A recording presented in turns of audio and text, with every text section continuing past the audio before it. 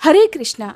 मैं हूँ राधिका और आप सभी का आपके अपने YouTube चैनल किटकैट स्टोरीज पर हार्दिक स्वागत है। आज रसपान कीजिए वैशाख अमावस्या की कथा का। एक बार मिथिलापति ने श्रुतदेव जी से पूछा, हे ब्राह्मण, इस वैशाख मास में कौन कौन सी तिथियां पुण्यदायिनी हैं? तब श्री सूत जी कहने लगे कि सूर्य के मेष राशि में स्थित होने पर वैशाख मास में 30 ही तिथियां पुण्यदायिनी मानी गई हैं। एकादशी में किया हुआ पुण्य कोटि गुना होता है। उसमें स्नान, दान, तपस्या, होम, देव पूजा, पुण्य कर्म और कथा का श्रवण किया जाए तो वह तत्काल ही मुक्ति देने वाला होता है।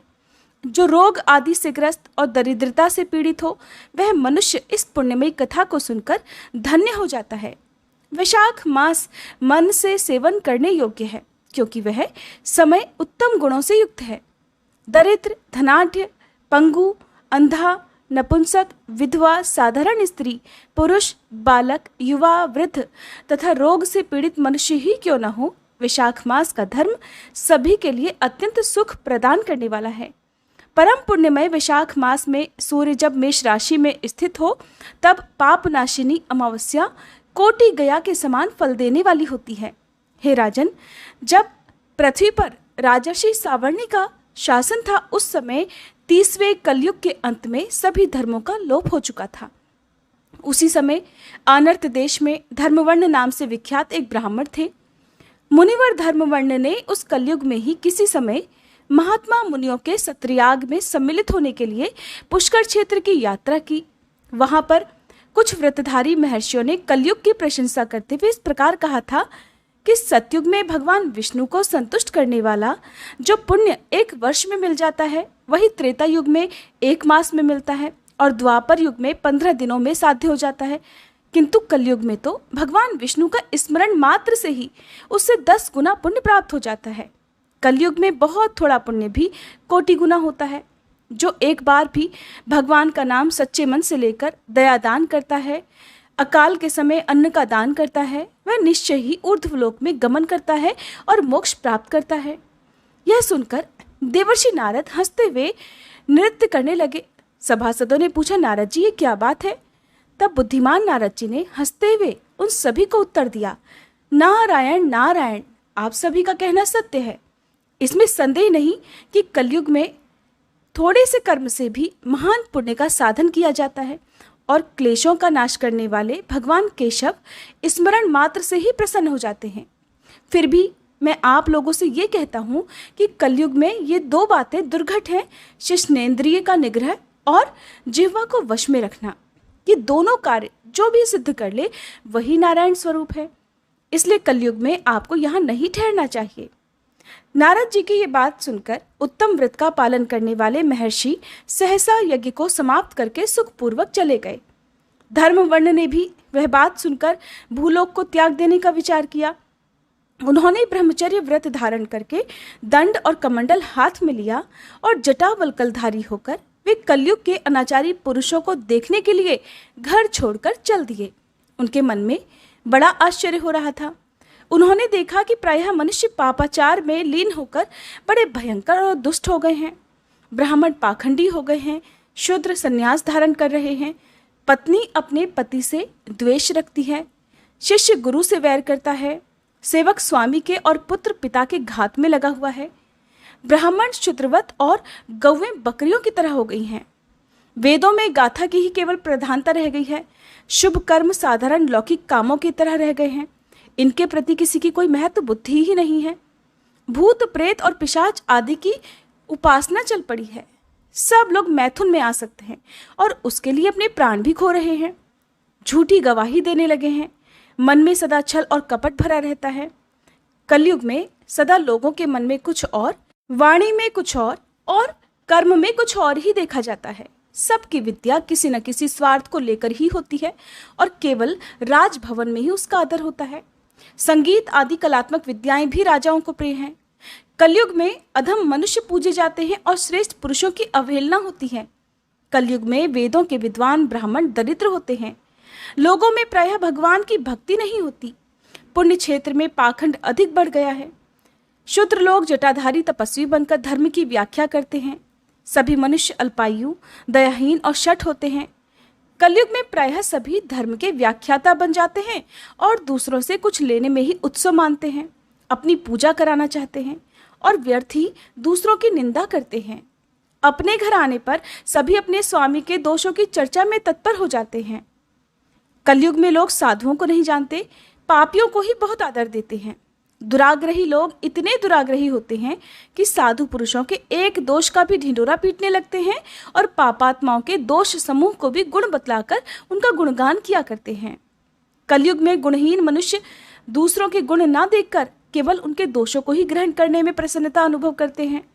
जैसे पानी में रहने वाली जोंक प्राणियों के रक्त पीती है, जल नहीं पीती, उसी प्रकार जोंक के धर्म से संयुक्त होकर मनुष्य दूसरे का रक्त चूसते रहते हैं। औषधियाँ शक्तिहीन होती हैं, ऋतुओं में उलटफेर हो जाता है, सभी राष्ट्रों में अकाल पड़ता है, कन्या योग्य समय में संतान उत्पत्ति नहीं करती। जो वेद वेदांत की विद्याओं में तत्पर और अधिक गुणवान हैं, उन्हें अज्ञानी मनुष्य सेवक की दृष्टि से देखते हैं, वे सब के सब भ्रष्ट होते हैं। कलयुग में प्रायः लोग श्राद्ध कर्म का त्याग करते हैं, वैदिक कर्मों को छोड़ बैठते हैं। प्रायः जिह्वा पर भगवान विष्णु के नाम कभी नहीं आते। लोग श्रृंगार रस में ही आनंद का अनुभव करते हैं और उसी के गीत गाया करते हैं। कलयुग के मनुष्यों में न कभी भगवान विष्णु की सेवा देखी जाती है, न शास्त्रीय चर्चा होती है, न कहीं यज्ञ की दीक्षा है, न विचार का लेश है, न तीर्थ यात्रा है और न दान धर्म ही होते देखे जाते हैं। ये कितने आश्चर्य की बात है। उन सब को देखकर धर्मवर्ण को बड़ा भय लगा। पाप से कुल की हानि होती देख अत्यंत आश्चर्य से चकित होकर वे दूसरे द्वीप में चले गए। सब द्वीपों और लोकों में विचरते हुए बुद्धिमान धर्मवर्ण किसी समय कौतूहलवश पितृलोक में गए। वहां उन्होंने कर्म से कष्ट पाते हुए पितरों को बड़ी भयंकर दशा में देखा। वे दौड़ते, रोते और गिरते पड़ते थे। उन्होंने अपने पितरों को भी नीचे अंधकूप में पड़े हुए देखा। उनको देखकर आश्चर्यचकित होकर दयालु धर्मवर्ण ने पूछा कि आप लोग कौन हैं? आपने ऐसे कौन से पाप किए हैं कि आपको इस अंधकूप में गिरना पड़ा? तब पितर कहने लगे, हम श्रीवत्स गोत्र वाले हैं। पृथ्वी पर हमारी कोई संतान नहीं रह गई है, इसलिए हम श्राद्ध और पिंड से वंचित हैं और हमें ये नरक का कष्ट भोगना पड़ता है। संतानहीन दुरात्माओं का अंधकूप में पतन होता है। हमारे वंश में एक ही महान यशस्वी पुरुष है जो धर्मवर्ण के नाम से विख्यात है, किंतु वो भी विरक्त होकर अकेला घूमता फिरता है। उसने गृहस्थ धर्म को स्वीकार नहीं किया है। वह एक ही प्राणी हमारे कुल में बचा हुआ है। उसकी भी आयु क्षीण हो जाने पर हम लोग तो घोर अंधकूप में गिर पड़ेंगे, जहां से फिर कभी निकलना कठिन नहीं होगा। इसलिए तुम पृथ्वी पर जाकर धर्मवर्ण को समझाओ। हम लोग दया के पात्र हैं। हमारे वचनों से उसे ये बताओ कि हमारी वंश रूपा दुर्वा को काल रूपी चूहा हर दिन खा रहा है। क्रमशः धीरे धीरे सारे वंश का नाश हो गया है। अब एक तुम ही बचे हो। जब तुम भी मर जाओगे तब संतान परंपरा न होने के कारण तुम्हें भी अंधकूप में गिरना पड़ेगा, जैसे हम गिरे हुए हैं। इसलिए गृहस्थ धर्म को स्वीकार करके संतान उत्पन्न करो। इससे हमारी और तुम्हारी दोनों की ऊर्ध्व गति होगी। अगर एक भी पुत्र वैशाख, माघ या फिर कार्तिक मास में हमारे उद्देश्य से स्नान, श्राद्ध और दान करेगा तो उससे हम लोगों की ऊर्ध्व गति होगी और इस घोर नरक से उद्धार हो जाएगा। अगर एक पुत्र भी भगवान विष्णु का भक्त हो जाए, एक भी एकादशी का व्रत रखने लगे या एक भी भगवान विष्णु की पाप नाशक कथा सुनने लगे तो उसकी 100 बीती हुई पीढ़ियों का और 100 आने वाली पीढ़ियों का उद्धार होता है। वे पीढ़ियां पाप से ढकी होने पर भी नरक का दर्शन नहीं करती।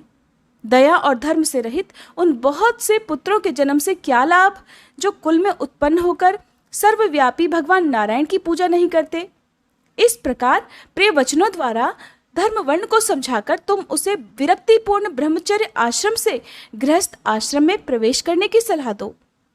पितरों की ये बात सुनकर धर्मवर्ण अत्यंत विस्मित हुआ और हाथ जोड़कर बोला, मैं ही धर्मवर्ण नाम से विख्यात आपके वंश का दुराग्रही बालक हूँ। यज्ञ में महर्षि नारद जी का ये वचन कि कलयुग में प्रायः कोई भी रसनेन्द्रिय सुनकर और शिश्नेन्द्रिय को दृढ़ता पूर्वक संयम में नहीं रखता, मैं दुर्जनों की संगति से भयभीत होकर अब तक दूसरे द्वीप में घूमता रहा। इस कलयुग के 3 चरण बीत गए। अंतिम चरण में भी अब 3.5 भाग बीत चुके हैं। मेरा तो जन्म ही व्यर्थ बीता है, क्योंकि जिस कुल में मैंने जन्म लिया उसमें माता पिता के ऋण को भी मैंने नहीं चुकाया।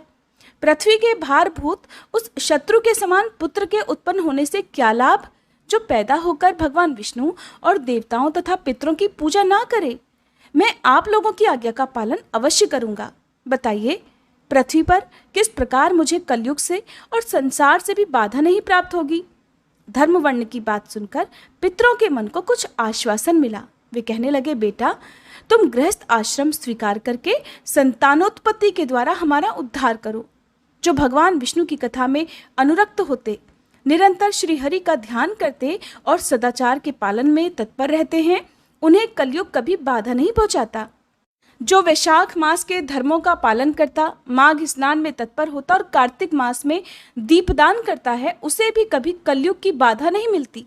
जो प्रतिदिन भगवान विष्णु की पापनाशक और मोक्षदायिनी दिव्य कथा सुनता है, जिसके घर में बलि वैश्वदेव होता है, शुभ कारिणी तुलसी स्थित होती है और जिसके आंगन में उत्तम गऊ रहती है, उसे भी कलयुग बाधा नहीं पहुंचाता। इसलिए इस पापात्मक युग में भी तुम्हें कोई भय नहीं है। बेटा, अब तुम शीघ्र ही पृथ्वी पर जाओ। इस समय वैशाख मास चल रहा है। ये सबका उपकार करने वाला महीना है। सूर्य के मेष राशि में स्थित होने पर 30 तिथियां पुण्यदायिनी मानी गई हैं। एक एक तिथि में किया हुआ पुण्य कोटि कोटि गुना अधिक होता है। उनमें भी जो वैशाख की अमावस्या तिथि है, वह मनुष्यों को मोक्ष देने वाली है। देवताओं और पितरों को वह बहुत प्रिय है, शीघ्र ही मोक्ष की प्राप्ति कराने वाली है। जो उस दिन पितरों के उद्देश्य से श्राद्ध करते और जल से भरा हुआ घड़ा और पिंडदान करते हैं, उन्हें अक्षय फल की प्राप्ति होती है। इसलिए पुत्र, तुम शीघ्र जाओ और जब अमावस्या हो तब घड़े सहित श्राद्ध और पिंडदान करो। सबका उपकार करने के लिए गृहस्थ धर्म का आश्रय लो। धर्म, अर्थ और काम से संतुष्ट होकर उत्तम संतान पाकर फिर मुनिवृत्ति से रहते हुए सुखपूर्वक द्वीप द्वीपों में घूमो। पितरों के इस प्रकार आदेश देने पर धर्मवर्ण मुनि शीघ्रता पूर्वक भूलोक में गए। वहां मेष राशि में सूर्य के स्थित रहते हुए वैशाख मास में प्रातःकाल स्नान करके देवताओं, ऋषियों तथा पितरों का तर्पण किया। फिर कुंभदान सहित अर्थात घड़े सहित पाप विनाशक श्राद्ध करके उसके द्वारा पितरों को पुनरावृत्ति रहित मुक्ति प्रदान की, अर्थात उन्हें मोक्ष प्रदान किया। इसके बाद उन्होंने स्वयं विवाह करके उत्तम संतान को जन्म दिया और लोक में उस पाप नाशिनी अमावस्या तिथि को प्रसिद्ध किया। इसके बाद वे भक्ति पूर्वक भगवान विष्णु की आराधना करने के लिए वे बड़ी प्रसन्नता से गंधमादन पर्वत पर चले गए। इसलिए वैशाख मास की ये अमावस्या तिथि परम पवित्र मानी गई है।